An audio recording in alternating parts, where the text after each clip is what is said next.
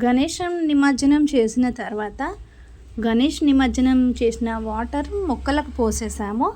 తర్వాత అందులో ఉన్న వాటర్ మొత్తం ఖాళీ చేశాను. గణేషుని మట్టి గణేషుని మేము పెట్టుకుంటాము ఎవ్రీ ఇయర్.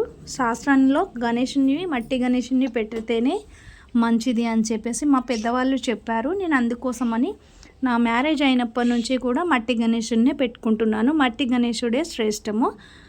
అయితే నేను గణేశుని నిమజ్జనం చేసిన తర్వాత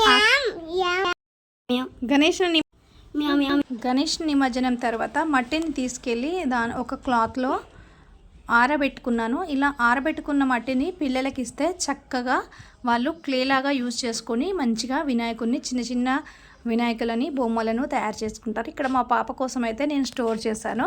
ఇంకా మా పాప చక్కగా దాన్ని క్లేలాగా యూజ్ చేసుకొని మంచి మంచి బొమ్మలను అయితే చేసుకుంటుంది.